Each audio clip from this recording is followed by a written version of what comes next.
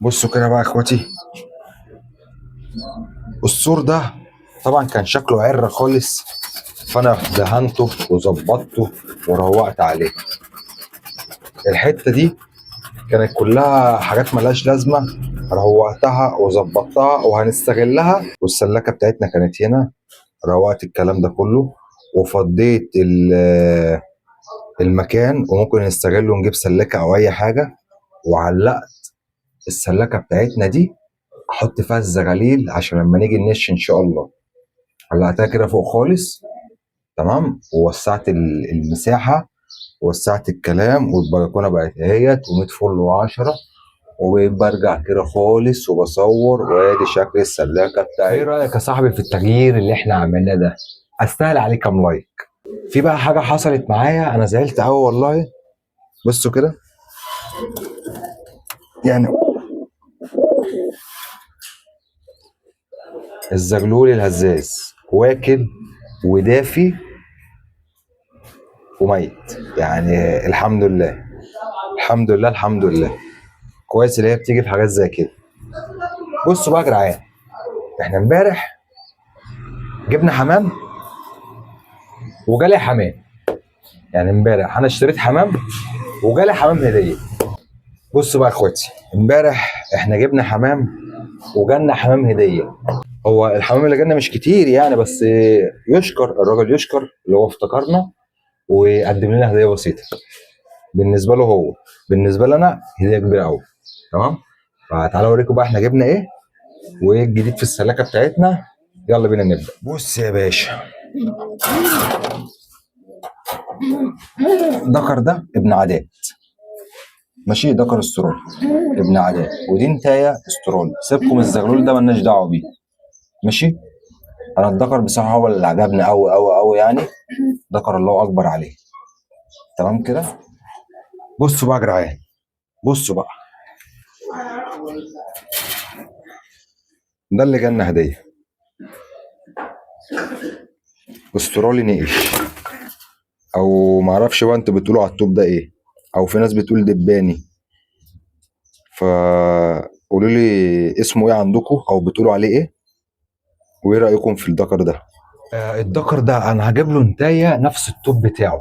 تمام كده. وقولوا لي ايه رايكم في القص اللي احنا جبناه امبارح والدكر اللي جالنا امبارح.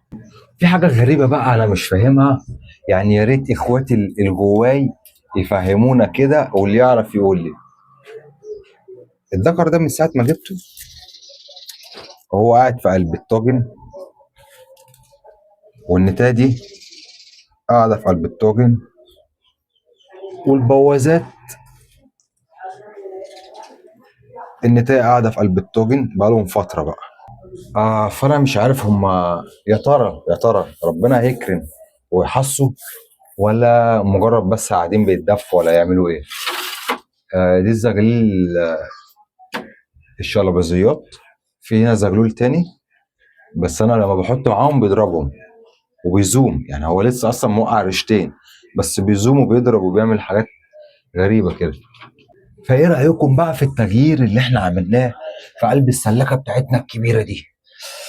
بالنسبه بقى للناس اللي بتقول لي يلا نش يلا نش يلا نش يلا نش، احب اقول لك انا كنت جايب شويه زغاليل، وغلطت غلطه عمري اللي انا جبتهم في الجو اللي فات ده. يعني الجو كان حر وسقع وتراب وبرد ونطره، ففي زغاليل كتير قوي تعبت وماتت.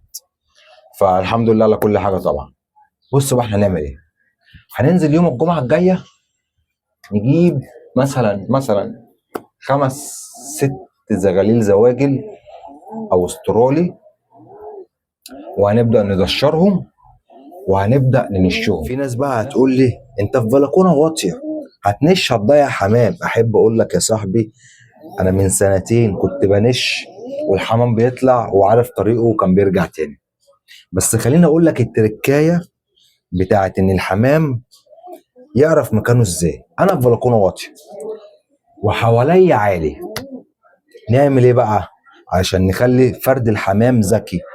انا كنت بجيب حته خشبه كبيره تعدي المنشر بتاع البلكونه، بخليها يعتبر في نص الشارع، يعني من اول سور البلكونه لحد قبل نص الشارع كده، وبعمل فيها علامه مميزه علم او حته خشبه كده مستطيله، وبلونها بلون يلفت الانتباه. وانا وبدشر بخلي فرد الحمام يحفظ العلامه دي، بحيث لما يطلع ويروح في اي حته ويطلع عالي، او لما يبص ويلمح العلامه بتاعته في وقت الكلفه يقوم حاطط. كل ده احنا هنشوفه مع بعض، وهيطبق عملي قدامك، مش مجرد كلام وخلاص وبقوله وبعيده وبزيد. علشان كده بقى بقول لك اخبط اللايك بتاعك المتين، واعمل لي سبسكرايب لو مش مشترك معايا في القناه، وفعل زر الجرس عشان يوصلك كل اللي جاي من فيديوهاتنا.